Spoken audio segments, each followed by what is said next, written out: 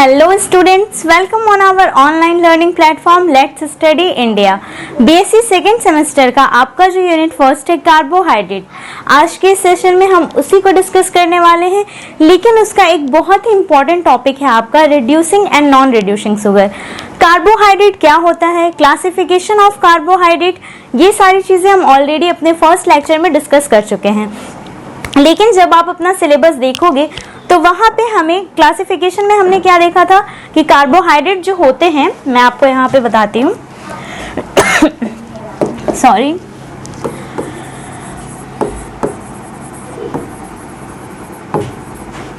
Carbohydrates में हमने देखा था ये तीन टाइप्स के होते हैं। फर्स्ट हमारा होता है मोनोसैकेराइड, सेकंड है हमारा ओलिगो,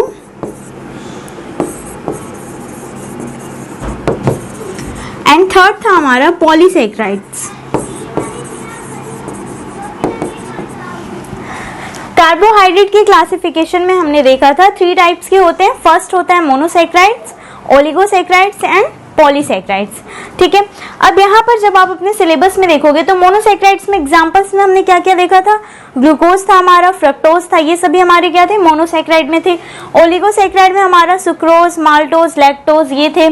पॉलीसैकेराइड में हमारा स्टार्च आ जाता है, ग्लाइकोजन आ जाता है। ठीक है, तो सिलेबस में आप देखो तो हमें स्पेसिफिक ग्लूकोज, फ्रक्टोज, इसी के ओपन स्ट्रक्चर, यही सारी चीजें डिटेल में पढ़नी है, तो वो हम अपने नेक्स्ट लेक्चर में डिस्कस करेंगे। आज के इस लेक्चर में हम डिस्कस करने वाले हैं रिड्यूसिंग शुगर और नॉन रिड्यूसिंग शुगर क्या होता है।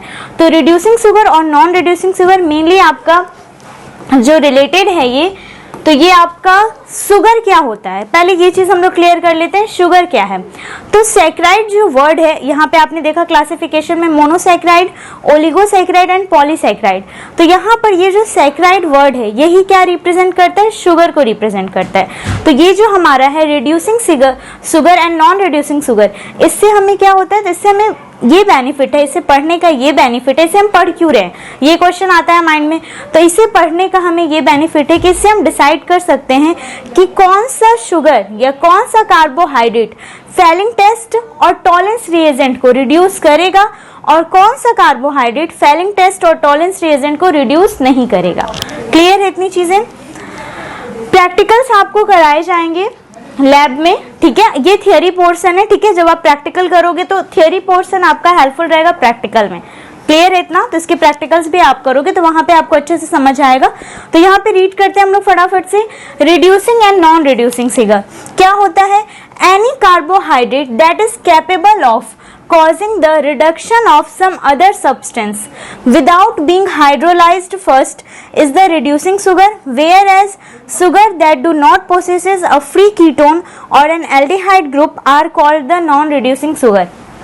वो शुगर जो एल्डिहाइड और कीटोन को कंटेन किए रहते हैं उन्हें हम क्या कहते हैं, रिड्यूसिंग शुगर कहते हैं। और वो शुगर या वो कार्बोहाइड्रेट जिनमें फ्री एल्डिहाइड और फ्री कीटोन ग्रुप नहीं होता है उन्हें हम क्या कहते हैं, नॉन रिड्यूसिंग शुगर कहते हैं। अब आप रिकॉल करो, मैंने आपको फर्स्ट लेक्चर में ही बताया था, हमने मोनोसैकेराइड्स, ओलिगोसैकेराइड और पॉलीसैकेराइड को अलग अलग काफी डिटेल में देखा था उसमें। ठीक है, मोनोसैकेराइड में हमने पढ़ा था कि जो मोनोसैकेराइड होते हैं वो एल्डिहाइड और कीटोन ग्रुप को कंटेन किए रहते हैं, और एल्डिहाइड को कंप्लीट कर जो कार्बोहाइड्रेट्स एल्डिहाइड को कंटेन किए रहते हैं उन्हें हम क्या कह रहे थे, एल्डोज कह रहे थे। और जो कार्बोहाइड्रेट कीटोन ग्रुप को कंटेन किए रहते हैं उन्हें हम क्या कह रहे थे, कीटोज कह रहे थे। क्लियर है इतनी चीजें, तो इतनी चीजें आपको याद होंगी। अब जब हम डिफरेंस पढ़ेंगे तब वहां पे आपके ये सारे पॉइंट्स क्लियर होंगे। ठीक है, एक बार मैं यहाँ पे लिख देती हूँ। वहां पे हमने देखा था मोनोसैकेराइड में कि वो मोनोसैकेराइड जो एल्डिहाइड ग्रुप कंटेन किए रहते हैं और वो मोनोसैकेराइड्स जो कीटो ग्रुप कंटेन किए रहते हैं इन्हें हम क्या कहते थे, एल्डोज कहते थे, और इन्हें हम क्या कहते थे, कीटोज कहते थे। क्लियर है, यही चीज हमें यहाँ पर डिस्कस करना है कि वो कार्बोहाइड्रेट जो एल्डिहाइड ग्रुप को कंटेन किए रहते हैं और कीटोन ग्रुप को कंटेन किए रहते हैं, जिन्हें हम एल्डोज और कीटोस, राइबोज शुगर या एल्डोज शुगर और कीटोस शुगर कहते हैं, वो किस में हमारे आते हैं? रिड्यूसिंग शुगर में आते हैं। और वो शुगर जो इन्हें कंटेन नहीं किए रहते हैं वो किस में आते हैं? नॉन रिड्यूसिंग शुगर में आते हैं। क्लियर है? अब मेनली जो आपका क्वेश्चन आएगा एग्जाम में वो यही आएगा कि difference between reducing and non reducing sugar, क्या डिफरेंस है रिड्यूसिंग शुगर में और नॉन रिड्यूसिंग शुगर में। तो देखते हैं हम लोग इसको। फर्स्ट जो आपका डिफरेंस है वो क्या है? Reducing sugars are carbohydrates that can act as reducing agent due to the presence of free aldehyde group और फ्री कीटोन ग्रुप्स। तो अभी जस्ट हमने ये चीज डिस्कस की थी कि रिड्यूसिंग शुगर वो होते हैं जो फ्री एल्डिहाइड और फ्री कीटोन ग्रुप को कंटेन किए रहते हैं, उन्हें हम क्या कहते हैं? रिड्यूसिंग शुगर कहते हैं। और नॉन रिड्यूसिंग शुगर वो होते हैं जिनमें फ्री एल्डिहाइड और फ्री कीटोन ग्रुप नहीं होता है। क्लियर है? एक बार पॉइंट देख लेते हैं नॉन रिड्यूसिंग शुगर का क्या है। Non reducing sugars are carbohydrates that can not act as reducing agent due to the absence of free aldehyde group और फ्री कीटोन ग्रुप। अब यहाँ पर ये पॉइंट तो क्लियर हो गया कि रिड्यूसिंग शुगर के पास फ्री एल्डिहाइड और फ्री कीटोन ग्रुप होगा, नॉन रिड्यूसिंग शुगर के पास फ्री एल्डिहाइड और फ्री कीटोन ग्रुप नहीं होगा। क्लियर है इतनी चीजें? अब यहाँ पर आप पॉइंट देखो, जब फ्री एल्डिहाइड और फ्री कीटोन ग्रुप है तो उससे रिड्यूसिंग शुगर और नॉन रिड्यूसिंग शुगर किस चीज पे वर्क कर पा रहे हैं? तो जो रिड्यूसिंग शुगर है हमारा वो एक तरीके का रिड्यूसिंग एजेंट होता है। जिसके पास फ्री एल्डिहाइड और फ्री कीटोन ग्रुप होगा वो किस तरीके से एक्ट करेगा? तो वो एक रिड्यूसिंग एजेंट की तरह एक्ट करेगा। और जिसके पास फ्री एल्डिहाइड और फ्री कीटोन ग्रुप नहीं होगा वो कैसे एक्ट करेगा? तो वो एक नॉन रिड्यूसिंग एजेंट की तरह एक्ट करेगा। क्लियर है इतनी चीजें? तो जो हमारे रिड्यूसिंग शुगर होते हैं उनके पास फ्री एल्डिहाइड और फ्री कीटोन ग्रुप होने के रीजन से या due to containing of free aldehyde और free ketone group they act as a reducing agent, but the non reducing sugars do not contain free aldehyde and free ketone group, so they don't act like a reducing agent. Clear है इतनी चीजें? तो first point I think अच्छे से clear होगा। Next lecture में हम लोग इसके स्ट्रक्चर्स वगैरह को भी अच्छे से डिटेल में समझेंगे। ठीक है? तो फर्स्ट पॉइंट तो ये क्लियर है। सेकंड पॉइंट है हमारा good reducing agent, not reducing agent. अब ऑब्वियस सी बात है जो हमारे रिड्यूसिंग शुगर हैं वही कैसे वर्क कर रहे हैं? एज अ रिड्यूसिंग एजेंट भी वो काम कर रहे हैं, तो वही हमारे क्या होंगे? गुड रिड्यूसिंग शुगर होंगे। और जो नॉन रिड्यूसिंग शुगर्स हैं वो क्या है? वो तो रिड्यूसिंग एजेंट की तरह एक्ट ही नहीं कर रहे हैं, तो ऑब्वियस सी बात है वो कैसे होंगे? हमारे not a reducing agent. Clear है इतनी चीजें? थर्ड में हम देखते हैं जो हमारे रिड्यूसिंग शुगर्स होते हैं वो रिड्यूसिंग एजेंट की तरह काम कर रहे हैं। क्यों वो रिड्यूसिंग एजेंट की तरह काम कर रहे हैं? क्योंकि उनके पास फ्री एल्डिहाइड और फ्री कीटोन ग्रुप है। तो थर्ड पॉइंट में हम लोग ये भी ऐड कर सकते हैं, reducing sugars have free aldehyde और free ketone groups. Non reducing sugars में हम लोग लिख सकते हैं they do not have free aldehyde और कीटोन ग्रुप्स। अगर आप सिर्फ एक ही पॉइंट समझ लेते हो तो उसी से आप कई सारे पॉइंट बना सकते हो। और वो आपका इंपॉर्टेंट पॉइंट क्या है? उस इंपॉर्टेंट पॉइंट में आपको सिर्फ एक चीज याद रखनी है, जो हमारा रिड्यूसिंग शुगर है उसके पास फ्री एल्डिहाइड और फ्री कीटोन ग्रुप होते हैं। और जो हमारा नॉन रिड्यूसिंग शुगर है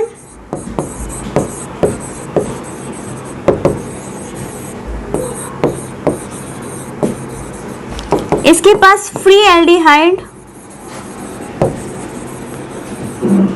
और फ्री कीटोन ग्रुप नहीं होते हैं।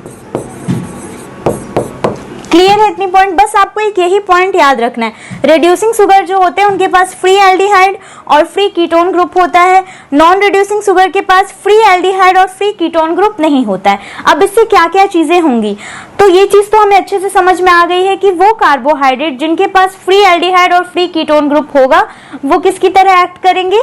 रिड्यूसिंग एजेंट की तरह काम करेंगे। क्लियर है? तो ये जो हमारा रिड्यूसिंग शुगर है ये किसकी तरह एक्ट करेगा? Reducing agent. लेकिन जो हमारा नॉन रिड्यूसिंग शुगर है इसके पास फ्री एल्डिहाइड और फ्री कीटोन ग्रुप तो है नहीं, तो ये तो रिड्यूसिंग एजेंट की तरह काम नहीं कर पाएगा। तो मतलब ये हुआ कि ये जो हमारे नॉन रिड्यूसिंग शुगर हैं they are not a reducing agent, ये रिड्यूसिंग एजेंट भी नहीं है। क्लियर है। अब आप इससे कई सारे पॉइंट्स बना सकते हो। फर्स्ट तो आप ये बना सकते हो कि जो हमारा रिड्यूसिंग शुगर है वो रिड्यूसिंग एजेंट की तरह काम करता है, जो नॉन रिड्यूसिंग शुगर है वो रिड्यूसिंग एजेंट की तरह काम नहीं करता है। जो रिड्यूसिंग शुगर होते हैं उनके पास फ्री एल्डिहाइड और फ्री कीटोन ग्रुप होता है, जो नॉन रिड्यूसिंग शुगर होते हैं उनके पास फ्री एल्डिहाइड और फ्री कीटोन ग्रुप नहीं होता है।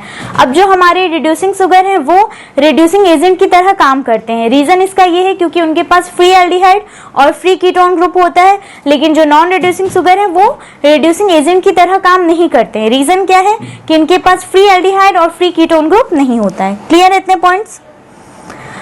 नेक्स्ट पॉइंट है हमारा give a positive reaction towards the Fehling test. जब फेलिंग टेस्ट होता है तो जो हमारे रिड्यूसिंग शुगर है, क्योंकि वो बिहेव किसकी तरह कर रहा है, तो एक रिड्यूसिंग एजेंट की तरह बिहेव कर रहा है, तो जब हम लोग फेलिंग टेस्ट कराते हैं तो ये हमें क्या करते हैं, एक पॉजिटिव रिएक्शन देता है। लेकिन जो हमारा नॉन रिड्यूसिंग शुगर है वो क्या है, एक रिड्यूसिंग एजेंट नहीं है, इसीलिए फेलिंग टेस्ट कराते वक्त ये हमें क्या करता है, नेगेटिव रिजल्ट देता है या नेगेटिव रिएक्शन देता है। क्लियर है इतना पॉइंट। नेक्स्ट है हमारा include all monosaccharides and some disaccharides. Reducing sugar में क्या आएंगे, तो ये पॉइंट हमने स्टार्टिंग में ही डिस्कस किया था जब हम लोग क्लासिफिकेशन पढ़ रहे थे। अगर आपने वो लेक्चर देखा होगा तो आई थिंक अच्छे से क्लियर होगा आपको। वहां पे मैंने आपको बताया था कि जो मोनोसैकेराइड्स होते हैं वो क्या करते हैं, फ्री एल्डिहाइड और फ्री कीटोन ग्रुप कंटेन किए होते हैं, इसीलिए हम लोग इसे एल्डोज और कीटोज भी कहते हैं। जो एल्डिहाइड कंटेन किए रहते हैं उन्हें हम क्या कहते हैं, एल्डोज कहते हैं, और जो कीटोन को कंटेन किए रहते हैं उन्हें हम क्या कह रहे थे, कीटोस कह रहे थे। ये पॉइंट तो क्लियर है। तो यहाँ पर आप देखो रिड्यूसिंग शुगर कौन है, रिड्यूसिंग शुगर तो हमारे वही हैं जो फ्री एल्डिहाइड और फ्री कीटोन ग्रुप को कंटेन किए रहते हैं। तो ऑब्वियस सी बात है कि मोनोसैकेराइड, डाइसैकेराइड एंड पॉलीसैकेराइड में ये वाला पॉइंट हमने मोनोसैकेराइड में ही डिस्कस किया था, तो वहां से ये पॉइंट तो क्लियर है कि रिड्यूसिंग शुगर में हमारे मोनोसैकेराइड्स ही आएंगे। मोनोसैकेराइड्स तो आएंगे, जितने मोनोसैकेराइड है वो सारे मोनोसैकेराइड हमारे रिड्यूसिंग शुगर में आएंगे, लेकिन इसमें एक्सेप्शन होता है। ऑब्वियस सी बात है, आप केमिस्ट्री पढ़ रहे हो तो एक्सेप्शन है ही। तो कुछ ऐसे डाइसैकेराइड भी होते हैं जो हमारे रिड्यूसिंग शुगर में आते हैं। तो ये जब हम लोग डिटेल में पढ़ेंगे तो अपने नेक्स्ट लेक्चर में इसको डिस्कस करेंगे कि कौन कौन से ऐसे डाइसैकेराइड हैं जो रिड्यूसिंग शुगर में आते हैं, या कौन कौन से ऐसे डाइसैकेराइड हैं जो एल्डिहाइड और कीटोन ग्रुप को कंटेन किए रहते हैं। क्लियर है ये पॉइंट। अब आप देखो नॉन रिड्यूसिंग शुगर में, तो अब ये तो ऑब्वियस सी बात है कि जब मोनोसैकेराइड जो है हमारे वो फ्री एल्डिहाइड और फ्री कीटोन ग्रुप कंटेन किए रहते हैं, तो वो तो हमारे रिड्यूसिंग शुगर में आ गए। अब उन शुगर की हम लोग बात करेंगे जो एल्डिहाइड और कीटोन ग्रुप को कंटेन नहीं किए रहते हैं। तो आप रिकॉल करो, डाइसैकेराइड और पॉलीसैकेराइड में हमने ये पॉइंट नहीं पढ़ा था, ना ही ये पॉइंट हमने डिस्कस किया था, और ना ही ऐसा कुछ होता है। Disaccharide and polysaccharide they do not contain a free aldehyde and free ketone group. तो ये किसके एग्जाम्पल होंगे, तो ये नॉन रिड्यूसिंग शुगर में आ जाएंगे। क्लियर है इतना। तो डिफरेंस क्या है हमारा रिड्यूसिंग शुगर और नॉन रिड्यूसिंग शुगर में, ये चीज क्लियर हो गई। कोई भी चीज हमें रटना नहीं है, बस समझना है, ठीक है। क्लासिफिकेशन अगर आपको अच्छे से समझ में आया होगा तो आपको ये डिफरेंस भी अच्छे से समझ में आएगा। सिर्फ एक दो पॉइंट्स हमें याद रखने हैं, जो फ्री एल्डिहाइड और फ्री कीटोन ग्रुप को कंटेन किया रहेगा वही हमारा क्या होगा, रिड्यूसिंग शुगर होगा। जो फ्री एल्डिहाइड और फ्री कीटोन को ग्रुप नहीं कंटेन किए रहते हैं वो हमारे क्या होंगे, नॉन रिड्यूसिंग शुगर होंगे। क्लियर है इतना। तो बस यही पॉइंट हमें डिस्कस करना था, यही डिफरेंस है आपका reducing and non reducing sugar में। नेक्स्ट लेक्चर में हम लोग इनके एग्जांपल्स को अच्छे से स्ट्रक्चर के थ्रू डिस्कस करेंगे, ठीक है। फिर उसके बाद हम लोग मेनली हमें, जैसे हमने क्लासिफिकेशन में देखा था, monosaccharide, disaccharide and polysaccharide. Disaccharide को ओलिगोसैकेराइड भी कहते हैं। तो उसमें ग्लूकोज जो है हमारा, हमें ग्लूकोज एंड फ्रक्टोज का कन्वर्जन पढ़ना है, ग्लूकोज का ओपन स्ट्रक्चर पढ़ना है। तो ये सारी चीजें हम अपने नेक्स्ट लेक्चर में डिस्कस करेंगे। तब तक के लिए all the very best. Thank you very much.